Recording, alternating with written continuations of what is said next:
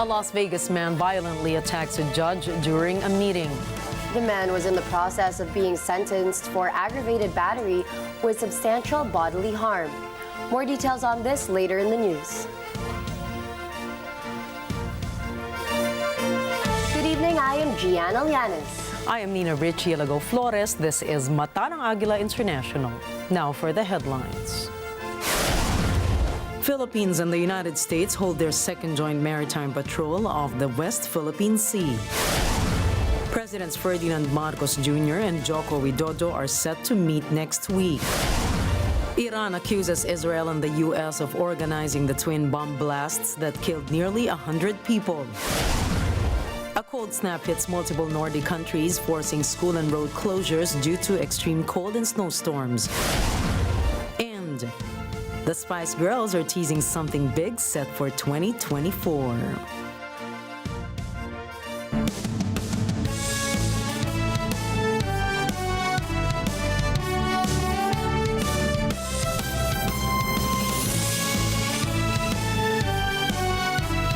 Las Vegas, Nevada. España, Paris, France, United Kingdom, Washington, D.C. London Bureau, Papua New Guinea, in New York, Washington, D.C. Mata ng Agila. Mata ng Agila.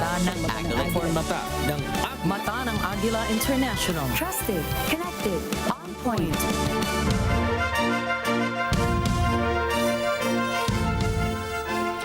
The Philippines and the United States held their second maritime cooperative activity in the West Philippine Sea. During the bilateral drills, two Chinese warships tailed the Philippines BRP Ramon Alcaraz, Gregorio del Pilar PS-15, and BRP Davao del Sur.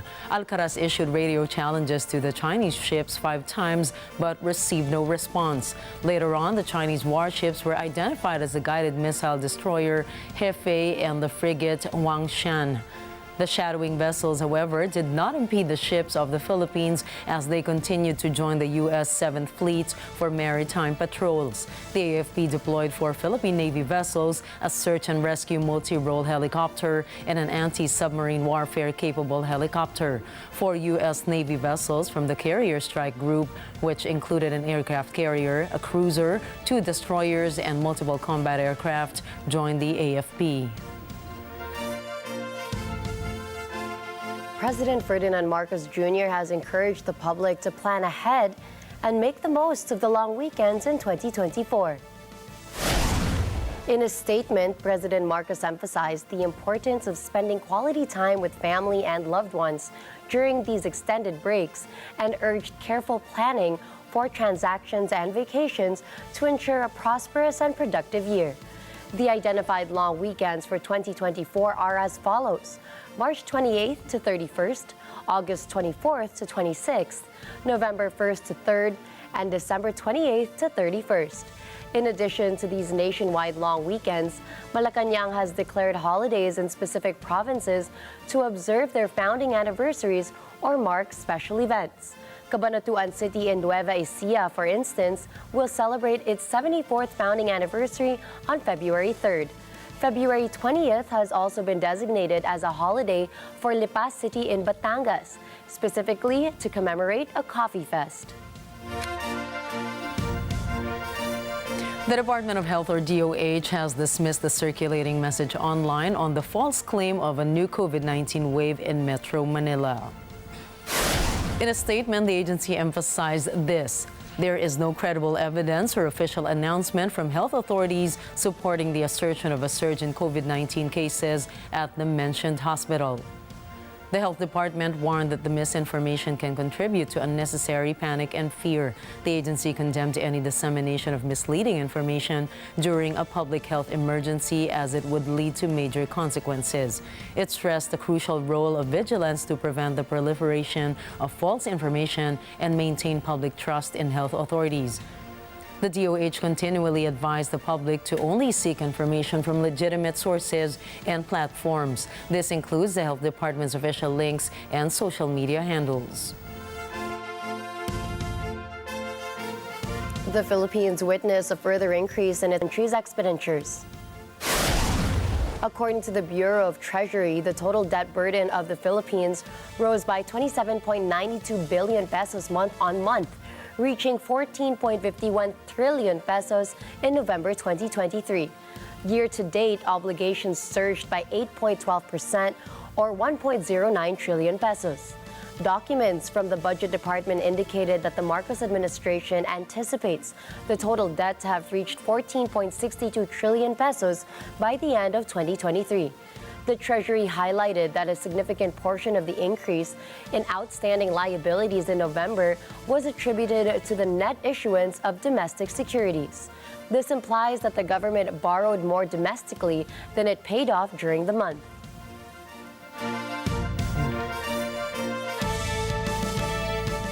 The Department of Education, or DepEd, reassured that public schools are equipped to accommodate the thousands of senior high school or SHS students affected by the discontinuation of the SHS program in state universities and colleges, or SUCs.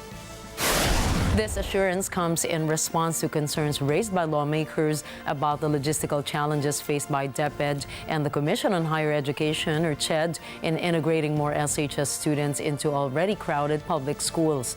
Currently, there are over 17,000 grade 11 students enrolled in SUCs. DepEd expects that certain school divisions will need to make room for an average of 250 new students in the upcoming school year. Despite these challenges, DepEd Assistant Secretary Francis Bringas has maintained confidence that local universities can handle the influx of new students without encountering significant issues. The Maharlika Investment Corporation, or MIC Board, held its inaugural meeting and tackled fund capitalization. The MIC Board serves as the governing body of the Maharlika Investment Fund, or MIF. To recall, President Ferdinand Marcos Jr. has vowed to support the operations of the Maharlika Investment Fund. We are still committed to having it operational before the end of the year. The Department of Finance also announced that the MIC has approved a 125 billion capitalization plan for the MIF. The said amount represents the initial capitalization of the sovereign fund, which was sourced from state lenders Land Bank of the Philippines and Development Bank of the Philippines. It also includes contributions from the national government coming from declared dividends of the Bangko Sentral ng Pilipinas and other sources such as royalties. In total, the fund's authorized capital stock is set at 500 billion pesos. President of MIC, Rafael Consing Jr., also highlighted potential investment areas for the MIF. He said these sectors include infrastructure, oil, gas, agroforestry, mineral processing, tourism, transportation, aerospace, and aviation. The Department of Finance added that the next MIC board meeting will be on the 4th week of this month. Indonesian President Joko Widodo is set for an official visit to the Philippines on January 9. President Ferdinand Marcos Jr. is pleased to welcome the Indonesian president as two leaders are set to meet on January 10.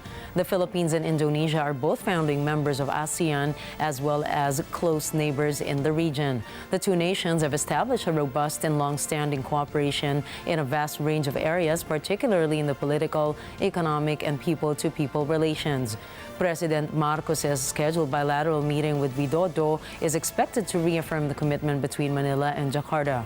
This is a follow-up on President Marcos's state visit to Indonesia on September 4 to 6, 2022. In November this year, the two nations will mark the 75th anniversary of the establishment of diplomatic relations between the two nations. Bureau of Customs spokesperson Michael Fermin says their agency is investigating the alleged selling of unclaimed balikbayan boxes online. The agency also denies they were selling balikbayan boxes. There have been reports on social media allegedly showing unclaimed balikbayan boxes being offered for 5,000 pesos.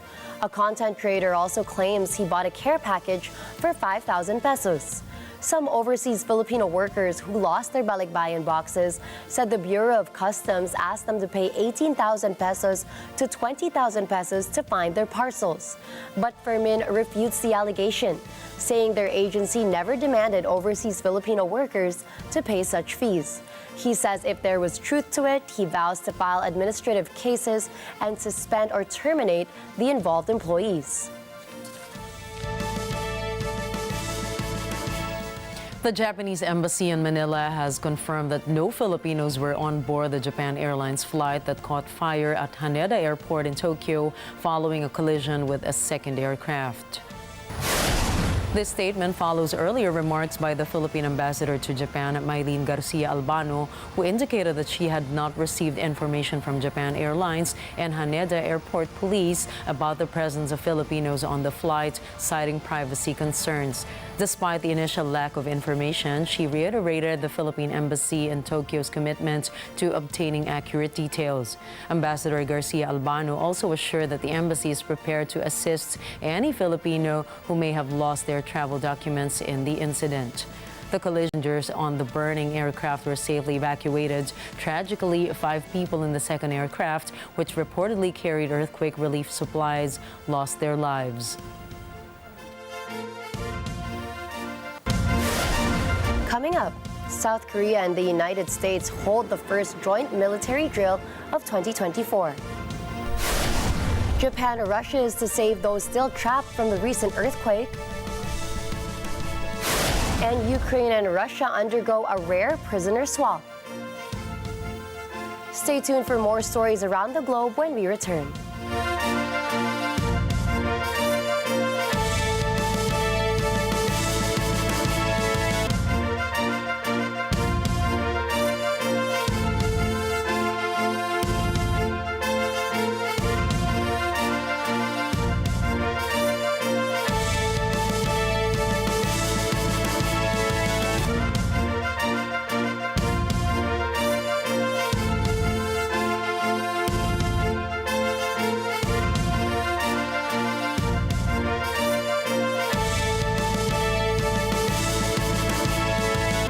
This portion is brought to you by 318 Automart.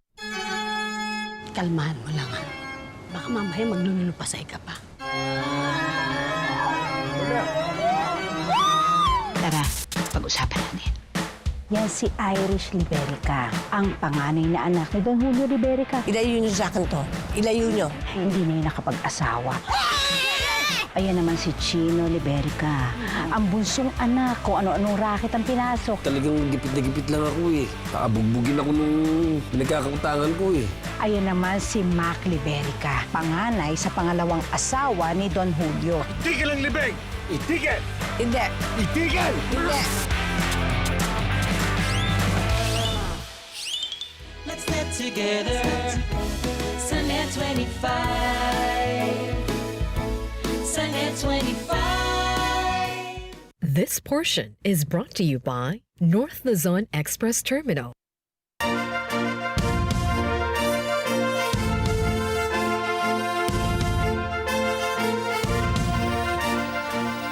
Welcome back to Mata ng Agila International. The government in Bangladesh has deployed the military to keep order during the upcoming national elections. The elections are scheduled for Sunday. Philip Toledo reports. Bangladeshi troops are a common sight now on the country's streets.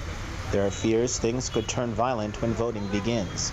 Soldiers have set up temporary camps across the capital of Dhaka in a bid to keep the peace. The main opposition party in Bangladesh is boycotting the vote. The Bangladesh National Party called for the boycott after Prime Minister Sheikh Hasina refused to resign and appoint a neutral authority to oversee the election. Hasina has blamed the opposition for staging anti-government demonstrations. At least 10 people have died in the protests that began last October. The opposition accuses Hasina of human rights violations, cracking down on free speech, and suppressing dissent. Philip Toledo for Mata ng Agila International, trusted, connected, on point. South Korea and the United States have kicked off their first joint military drills near the border with North Korea this year. Seoul's Capital Mechanized Infantry Division and the U.S. Army Stryker Brigade performed combat training exercise using their self-propelled anti-aircraft weapons and armored fighting vehicles. The South Korean military disclosed that the exercise involved 110 weapon systems from Seoul and Washington. The military exercise is said to verify the interoperability between the Republic of Korea and U.S. combined group amid severe security situations. This, however, drew sharp criticism from Pyongyang. Japanese rescuers are facing harsh conditions as they work tirelessly to reach communities that remain isolated 3 days after a devastating earthquake struck, leaving 78 people dead, 330 injured, and over 50 still missing. Soldiers, firefighters, and police officers from various parts of Japan are conducting search and rescue operations, navigating collapsed wooden houses and toppled commercial buildings in the hopes of finding survivors. Authorities have released a list of 51 individuals in 3 cities whose whereabouts are still unknown, adding urgency to the rescue efforts. Experts emphasize the critical nature of the first 3 days as the chances of survival decrease significantly afterward. 昨夜から全力を挙げてこの情報収集に努めていますが、この道路寸断のため能登半島北部地域への立ち入り、これ極めて困難な状況にあります。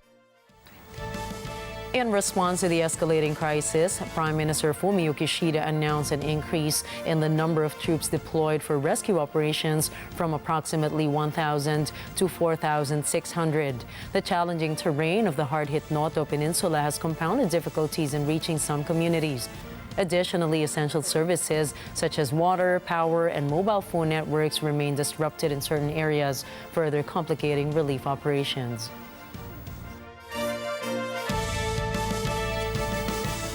Meanwhile, Ukraine and Russia have exchanged over 200 captive soldiers each in what officials have described as the biggest prisoner swap of the war so far.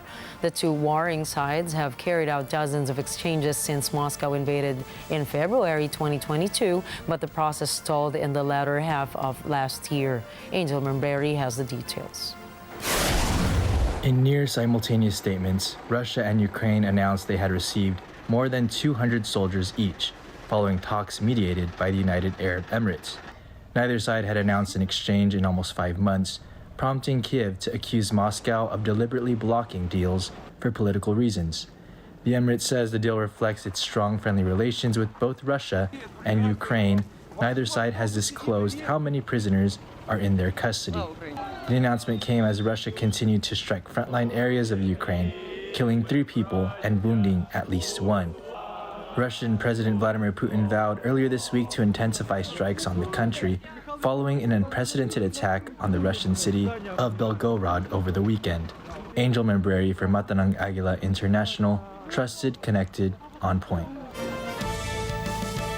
Independent presidential candidate Robert F. Kennedy Jr. expressed support for Donald Trump's efforts to remain on the ballot during a press conference in Utah where he discussed his own candidacy. Donald Trump has not been convicted of leading an insurrection. Maybe he did it, but he hasn't been charged with it. He hasn't been convicted of it. So you can't really, I don't think it's fair. I don't think there's due process.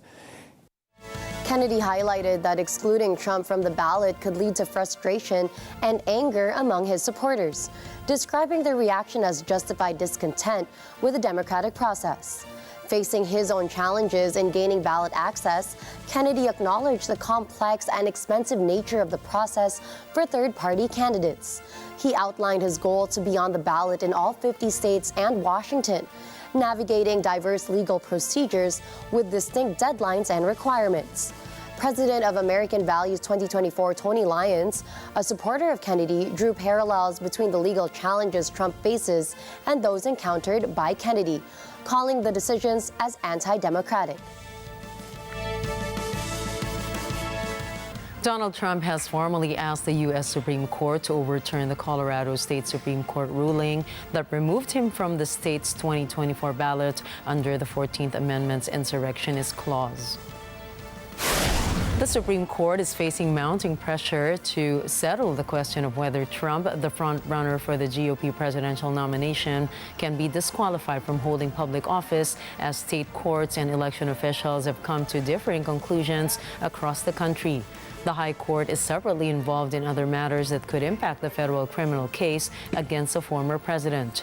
Trump's appeal comes 2 weeks after the Colorado ruling came down and a week after the Colorado GOP filed a separate appeal to get his name reinstated.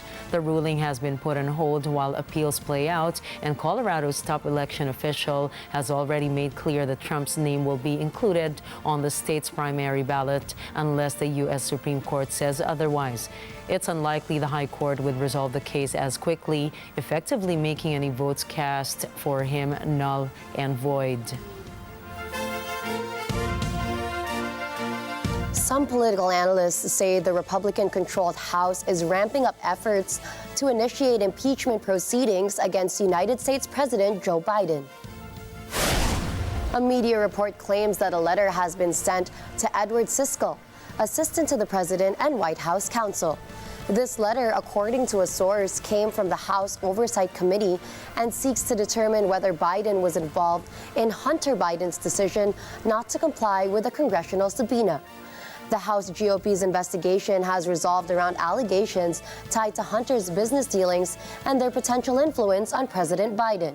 But supporters of Biden assert that the Republicans have no concrete evidence that the president personally benefited from Hunter's activities or misused his official power for familial gain. Iran marks 4 years since the assassination of Major General Qasem Soleimani in Baghdad, as Tehran opens a museum dedicated to the military officer. Here's RT's Youssef Jalali to tour us there.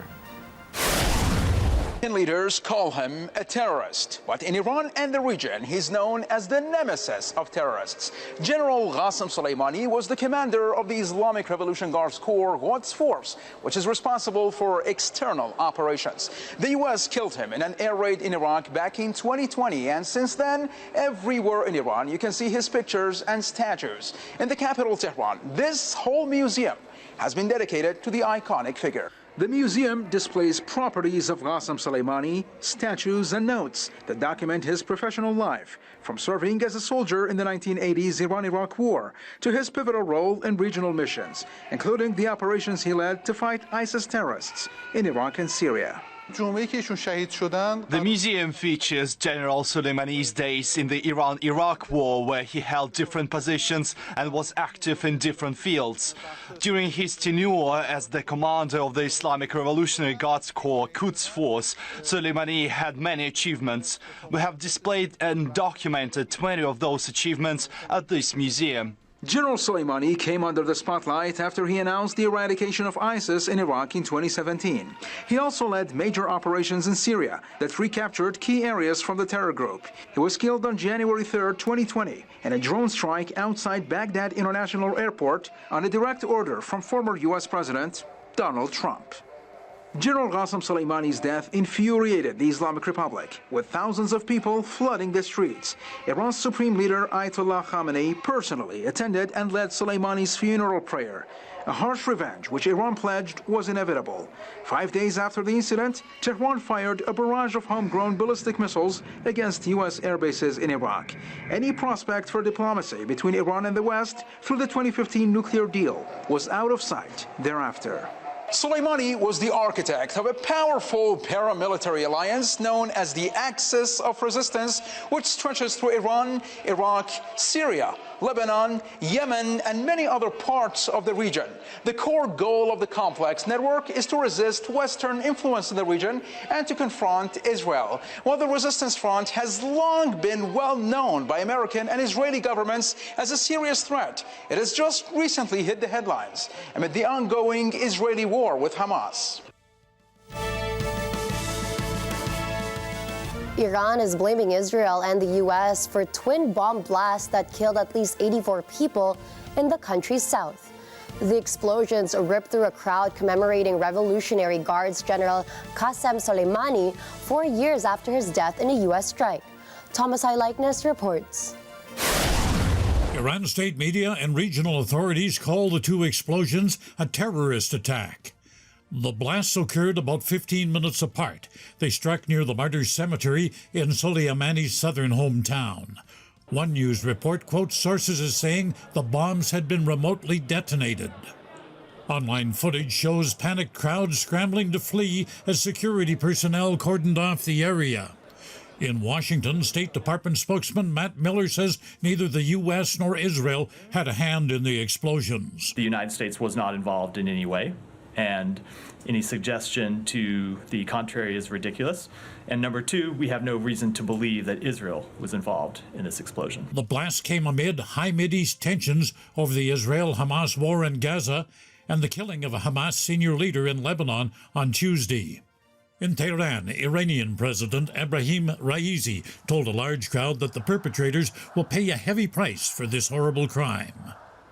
Raisi also declared Thursday a national day of mourning. The unclaimed attack sparked fears of a widening conflict in the region, something Miller says will benefit no one. It's not in the interest of any country in the region. It's not in the interest of any country in the world to see this conflict escalated any further than it already is. The blasts rattled global markets, where oil prices jumped more than 3% and sparked global condemnation. And they come at a time when the stability of the region is fragile. Thomas I. Likeness from Atanang Agila International. Trusted, connected, on point. 42 survivors of the October 7 Hamas festival attacks sued the Israel Defense Forces, claiming evidence which reveals that some civilian casualties were caused by the command's negligence. RT Charlotte Dubansky reports. Moment all hell broke loose at the Nova Music Festival near the Gaza border. Survivors claim that the sheer horror that unfolded could have been avoided. A single phone call by IDF officials to the commander responsible for the party to disperse it immediately in the view of the expected danger would have saved lives and prevented the physical and mental injuries of hundreds of partygoers, including the plaintiffs. The negligence and the gross oversight is beyond belief. 42 people are now suing the Israeli defense establishment, claiming it was negligent. They say the party should not have been approved so close to Gaza, especially as the military were aware of a potential attack. In the assessments of the situation, there was concern that there was going to be a day of battle on Saturday, which might include an attempted kidnapping of civilians and soldiers or an attempted raid and infiltration by terrorists with the aim of capturing a nearby town or kibbutz. It's not the first time Israel's military has been accused of culpability over the massacre at the festival. Over 350 were killed at the site. A further 40 people were taken hostage. While initially the entire death toll was blamed on Hamas, later reports suggested that Israeli forces may have been responsible for some of them. According to a police source, an investigation into the incident also revealed that an IDF combat helicopter that arrived at the scene from the Ramat David base fired at the terrorists and apparently also hit some of the revelers who were there. However, those claims were rubbished by Israel police. In a statement, it said that the Haaretz article made blatantly false conspiratorial claims. Meanwhile, the IDF has come under scrutiny for its use of the so-called Hannibal Directive at a kibbutz near the Nova Music Festival. The controversial procedure allowed IDF soldiers to do whatever was necessary to ensure a comrade wasn't kidnapped. Israeli National Security Minister Itamar Ben-Gvir and Finance Minister Bezalel Smotrich have proposed the emigration of Palestinians from Gaza and the expansion of settlements.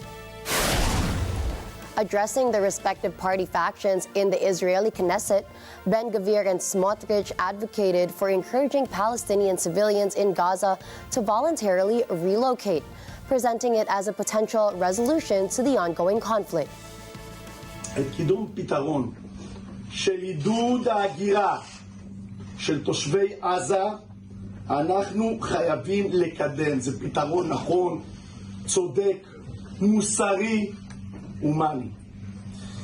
אני קורא לראש הממשלה ולשר החוץ החדש, שאני מברך אותו כאן.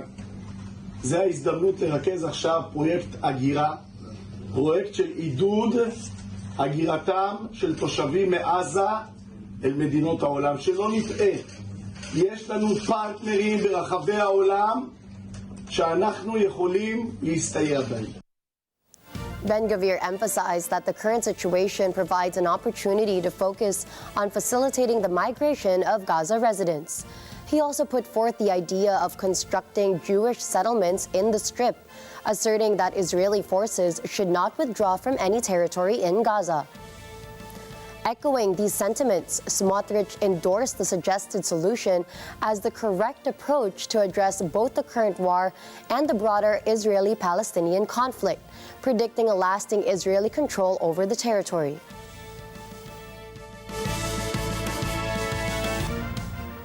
In related news, Israel is considering plans to resettle thousands of Palestinian migrants from Gaza in Africa.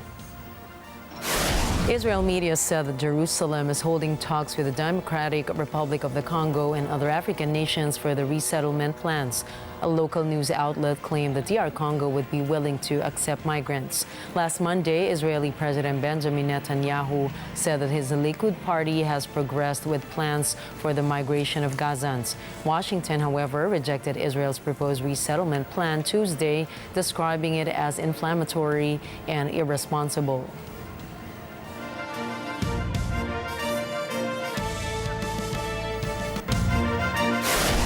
Up next, a chilling cold snap hits the Nordic countries of Europe. A woman was arrested after allegedly slashing and stabbing other passengers on a Tokyo train. And Microsoft changes their keyboard layout after nearly 3 decades. Please don't go away. We've got more stories when Mata ng Agila International returns.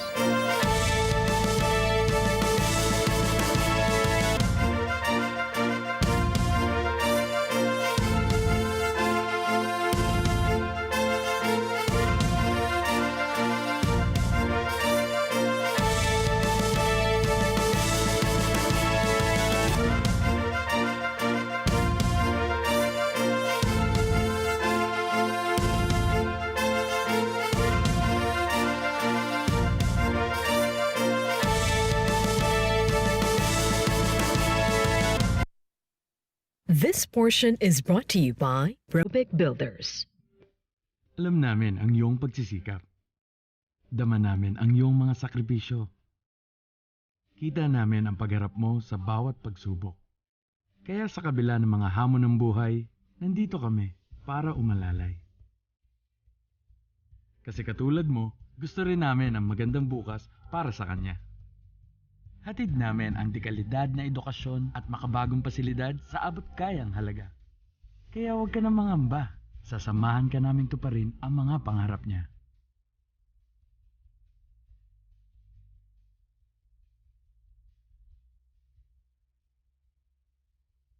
Maaasahan mong sulit dito ang mga pinagsikapan mo. Sa aming mga makabagong pasilidad at sistema ng edukasyon. May lalabas natin ang aking talino at mga kakayahan niya. Kahit sa munting halaga, makakasiguro ka na makakasabay siya sa mabilis na pag-ikot ng mundo. Sa New Era, karamay mo kami sa bawat hamon. Kaagapay mo kami sa bawat hakbang. Kasama mo kami sa bawat ngiti at tagumpay.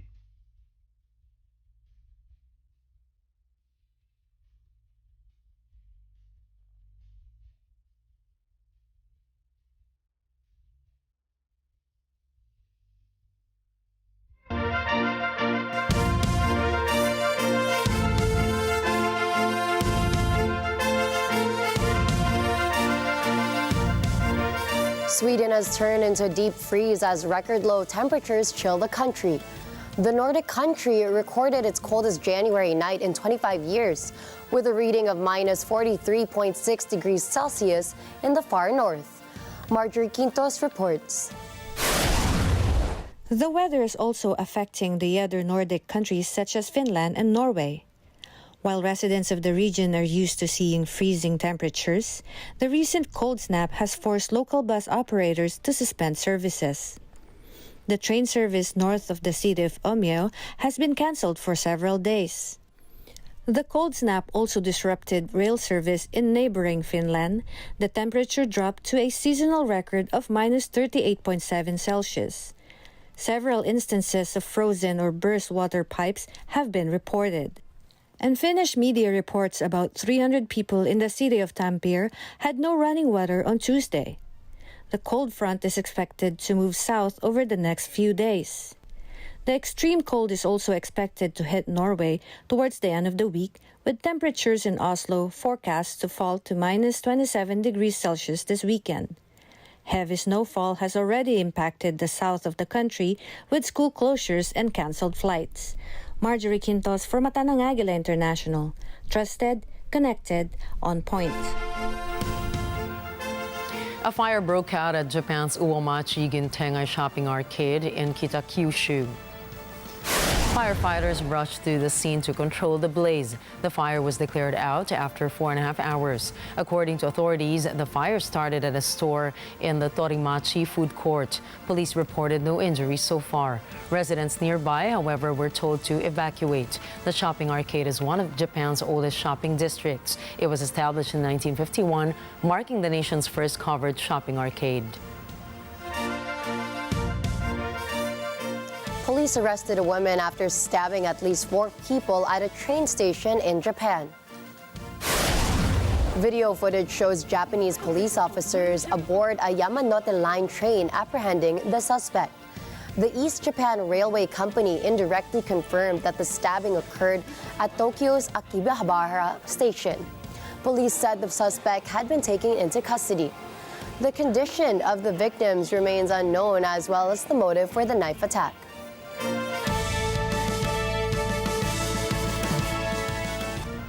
The Japanese Coast Guard aircraft involved in the fatal collision with a passenger plane at Tokyo's Haneda International Airport was reportedly instructed only to taxi to a holding point and had not received clearance for takeoff.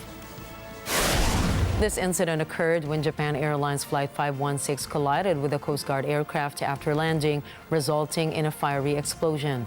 The response to the emergency, including the evacuation of all 379 people on the Japan Airlines plane, has been praised as a textbook example of effective emergency procedures. All passengers and crew members had slid down emergency chutes to get away from the burning plane within minutes. However, 5 out of the 6 crew members on the smaller Coast Guard aircraft lost their lives in the accident. Japanese Transport Minister Tetsuo Saito released a transcript of communications between air traffic controllers and the 2 planes just before the incident. While the transcript indicates that Japan Airlines Flight 516 had permission to land, it does not show clear approval for takeoff for the Coast Guard aircraft. Publicly available records also suggest that warning lights designed to prevent pilots from inadvertently entering the runway may have played a role in the collision.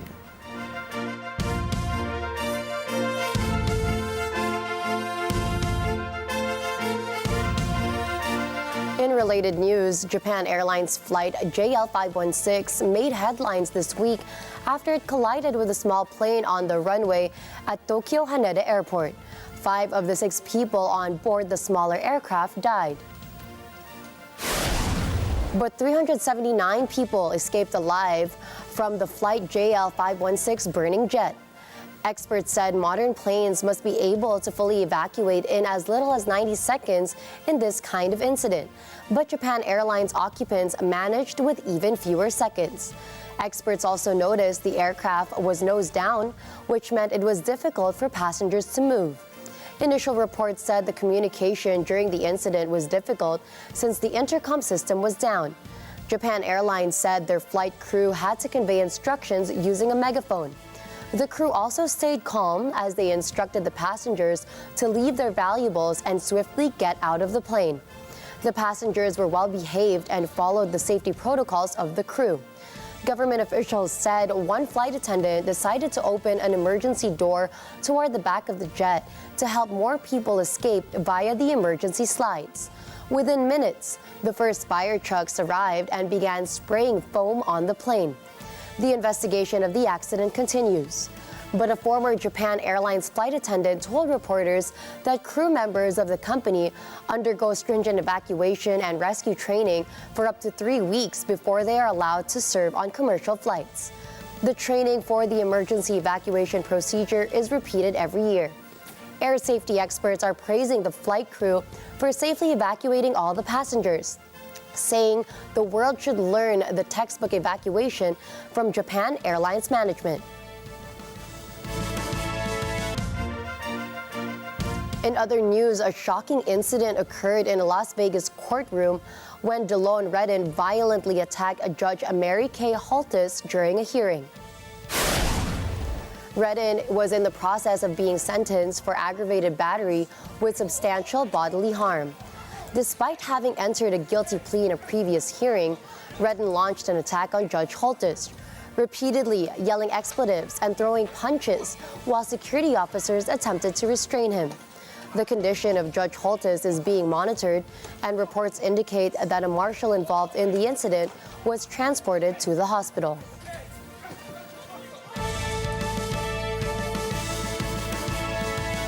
Canadian Prime Minister Justin Trudeau faces a setback for his climate change action plan in Saskatchewan over federal carbon tax. Saskatchewan has stopped collecting the tax applied to homes heated by natural gas and electricity. This was after Trudeau's Liberal government exempted home heating oil from the tax. Many premiers criticized the federal exemption, saying it favored the Atlantic Canada residents. In defending the tax halt, Saskatchewan's Minister Justin Duncan has said they want to give the same carbon tax fairness for families in their province. Legal experts familiar with the issues say Saskatchewan will not break federal law if it remits to Ottawa carbon tax revenue as scheduled in February.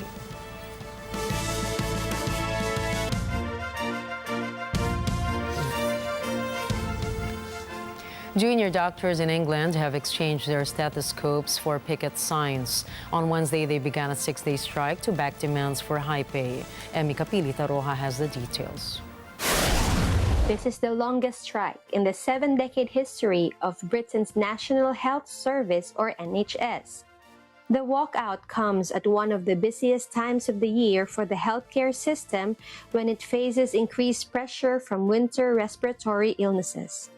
Striking doctors say their wages have gone down by around a quarter in real terms under the current government.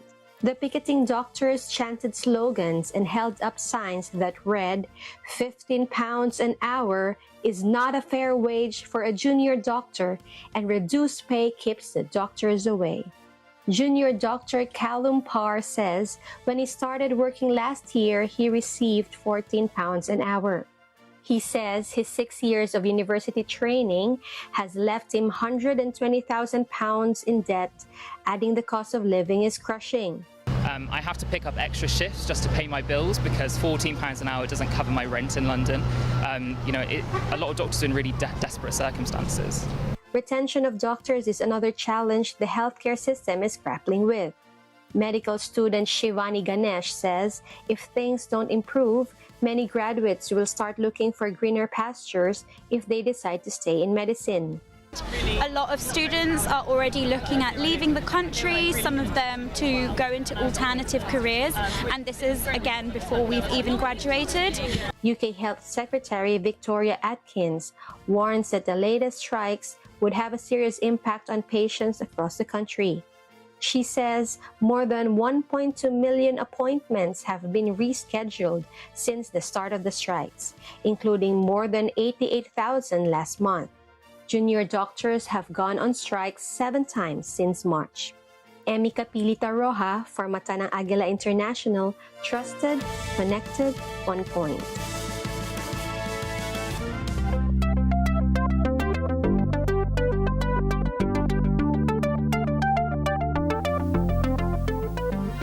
SpaceX successfully sent 21 satellites into orbit.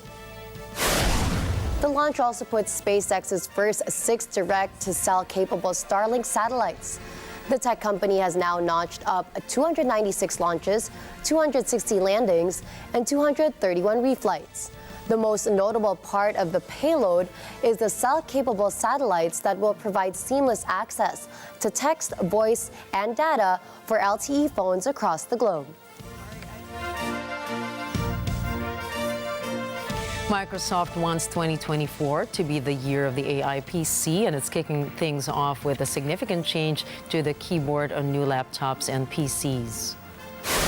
A new Copilot key will ship on a variety of new PCs and laptops from Microsoft's partners, providing quick access to Microsoft's AI-powered Windows Copilot experience straight from just a button press. The Copilot key is the first big change to the Windows PC keyboard layout in nearly 3 decades. This key will replace the menu button that was introduced alongside the Windows key decades ago.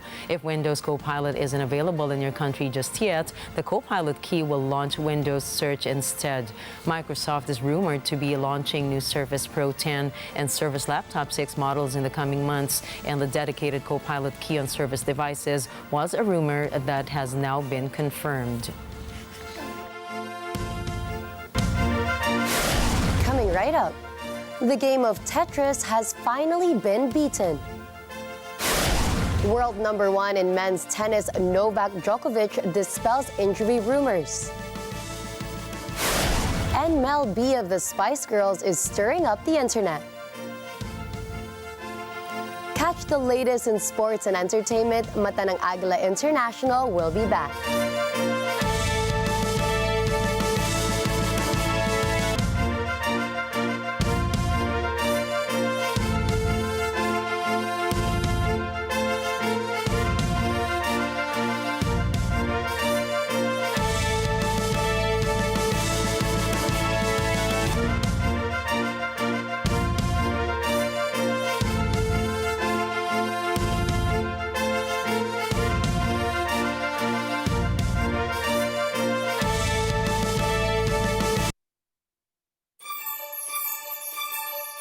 Sa kanyang walang sawang paghahatid ng ngiti sa atin kada umaga, ang ating Kanet 25 na si Pia Guanyo Mago ay nominado sa isang prestihiyosong parangal.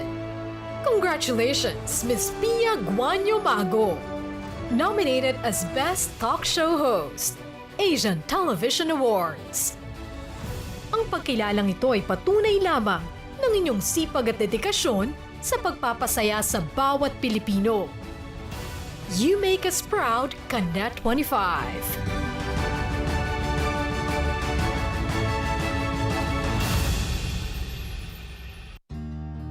Si Lydia, bago nating miyembro. Flowers for you.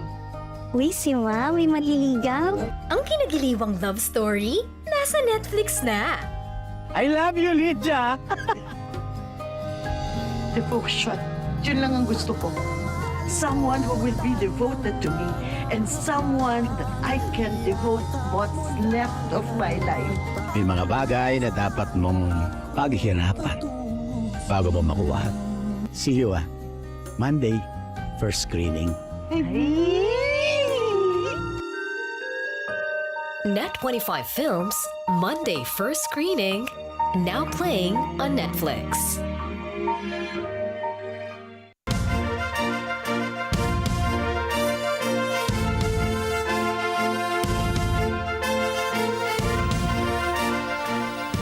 The NES version of Tetris has finally been beaten after a 13-year-old phenom achieved the final kill screen. JD Mahinay reports.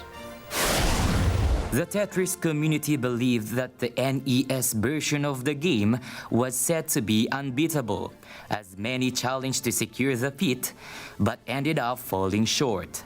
This, however, became possible as Tetris phenom Willis Blue Scooty Gibson pulled off the improbable feat at just 13 years of age. After reaching level 157, Gibson finally beat Tetris by achieving the coveted kill screen. This made Gibson the first player to ever beat the game. Tetris is a 2D symmetrical puzzle video game where the player needs to form a line using different tiles in the race of time before the platform rises. The game is played on a 1983 video game console, which makes it harder to achieve due to its limited functions. A 2021 technique, however, was introduced that made higher levels of the game possible to keep up. JD Mahinay reporting for Mata ng Agila International. Trusted, connected, on point. Russia has named its first domestic-born giant panda cub, Katyusha. Katyusha is now 4 months old and is staying in the Moscow Zoo. The name was selected among the votes in a name contest participated by over 380,000 individuals. Katyusha's parents were sent to Russia in 2019 in commemoration of the 70th anniversary establishment of diplomatic relations between Russia and China.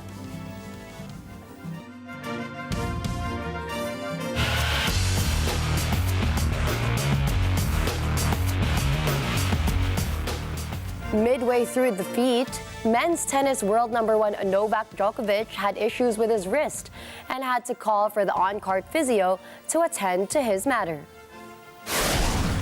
Djokovic suffered his first defeat in Australia for 6 years as de Minaur put the host on course for a 2-0 win over Serbia in their United Cup quarterfinal. The 24-time Grand Slam champion was quick to credit de Minaur on the victory, remarking that he did not want to spend too much time blaming the loss on his own shortcomings and instead praising the Aussie for his display on the night. However, the record 10-time Australian Open winner appeared optimistic about overcoming the wrist issue ahead of the first Grand Slam of the season. Djokovic believes he will be okay in Melbourne. The 2024 Australian Open will be played between January 14 to 28. The NBA's mid-season is looking very competitive as we have a few upsets and standouts as Jordan Clarkson and the Utah Jazz triple-double drought since it started back in 2008. Vin Pasqua has the score. Jordan Clarkson scored 36 points and Larry Markkanen had 31 to lift the Utah Jazz to a thrilling 154-148 overtime win over the Detroit Pistons. Utah shot 51.5% overall, including 16 of 32 from three-point range, en route to tying a franchise record for points in a game. Clarkson, who had the Jazz's first triple-double in nearly 16 years, scored 16 points in the fourth quarter and then drained a big three-pointer late in overtime. Colin Sexton added 25 points for Utah, which continued its stretch of the season by winning for the 9th time in 12 games. Simon Fontecchio had 16 points, 7 rebounds, and 4 assists. Cade Cunningham compiled 31 points and 13 assists for Detroit, which lost for the second straight time since ending its NBA record 28-game losing streak. Jalen Duren totaled 17 points and 10 rebounds for the Pistons, who shot 53.3%. Over in Indianapolis, Tyrese Haliburton is making a big-time leap since heading to the Pacers as he covers another major stat line to rally past Giannis and the Milwaukee Bucks. Haliburton had 31 points and 12 assists without committing a turnover, and 7 Indiana players scored in double figures as the Pacers earned their second win over the Milwaukee Bucks 142-130. Indiana outscored Milwaukee 47-29 in the third quarter and shot 73.4% from the floor. Milwaukee could not cut the gap to single digits. Haliburton provided the exclamation point in the final minutes, dishing his final assist on a behind-the-back pass to Miles Turner for a three-pointer from the top of the key. Benedict Mathurin scored 16 points off the bench as Indiana's reserves outscored Milwaukee's bench players 59-38. Fellow reserves Toppin, who grabbed a team-high 8 rebounds, scored 15 points, and Buddy Hield added 10 points. Giannis Antetokounmpo led Milwaukee with 26 points and 11 rebounds, while Damian Lillard scored 23 points but shot just 2 of 8 from three-point range as the Bucks finished 14 of 37 as a team. Reporting for Sports, Vin Pasqua for Mata ng Agila International. Trusted, connected, on point.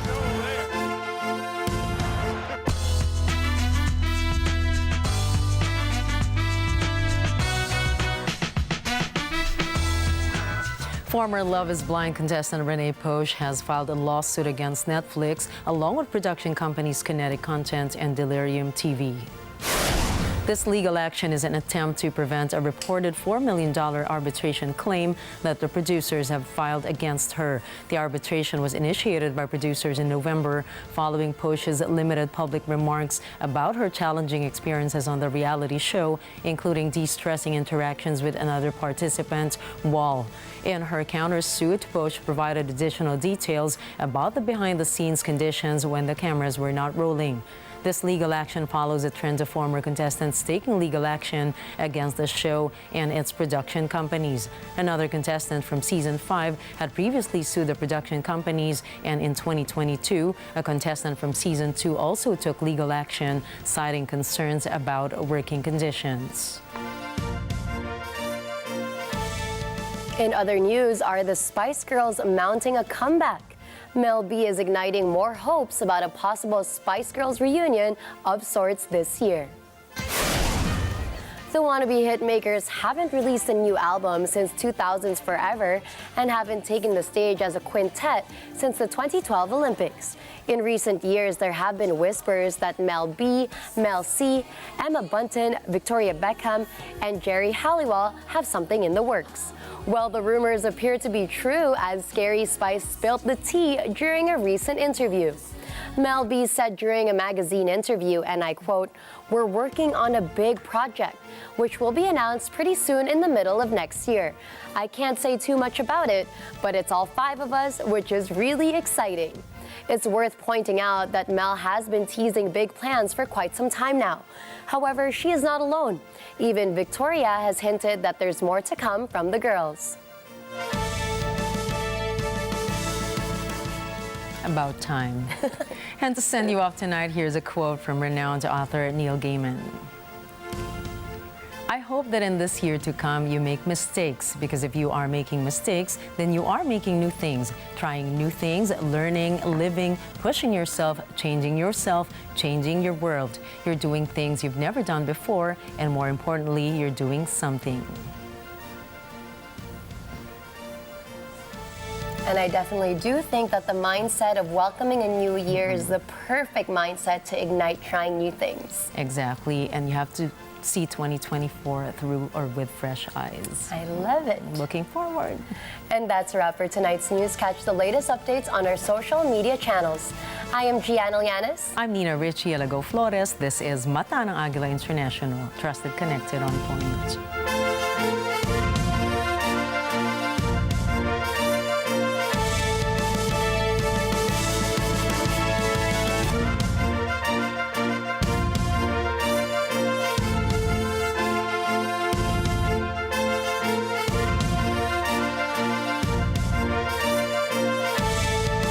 Thank you for choosing Mata ng Agila International, your trusted news source, connecting you to the world and on point with stories from around the globe. Follow, like, and subscribe to @Net25 TV.